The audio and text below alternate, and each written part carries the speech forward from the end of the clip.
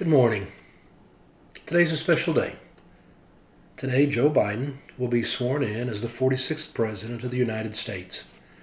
You know, I've always tried to watch inaugurations. They're such an exciting time. You know, it doesn't matter whether someone's a Republican or Democrat. It doesn't matter to me whether I voted for him or not. I still want to watch the inauguration because it's a symbol of such hope. And it's a symbol of who we are as Americans. It's such an important day. I will always think about George H.W. Bush and when he lost the election to Bill Clinton. You know, I've told you before how he left that now very famous note that when Bill Clinton had been sworn in and he came back to the White House, he found a note from George H.W. Bush. George Bush had served 4 years. He'd been hoping for 4 more years. I'd been hoping he was going to get those 4 years. But he didn't.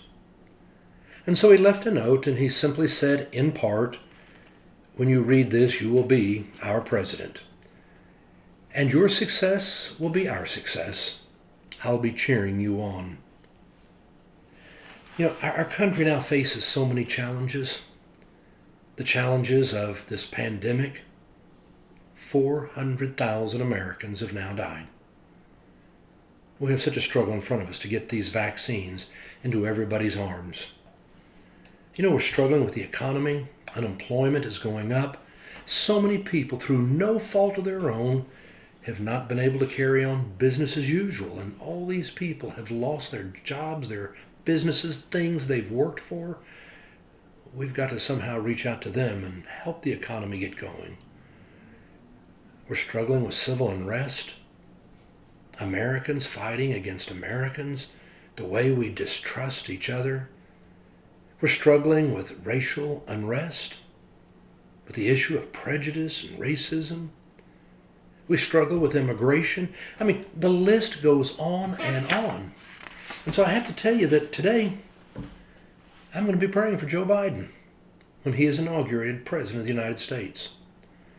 Just as I prayed for Donald Trump and Barack Obama and for George H.W. Bush and for Bill Clinton and for George Bush and Ronald Reagan and Jimmy Carter and Gerald Ford. Whoever takes that oath of office deserves our prayers. And right now, with all that is facing our country, we need to be praying. Praying that we get this pandemic under control and vaccines into people's arms. We need to be praying that businesses get open and the economy gets going. We need to be praying that we learn how to treat people who think differently from us or who look different from us. We've got to learn to treat them with kindness and respect. You know, in the meantime, I also am going to be praying that you and I do our part.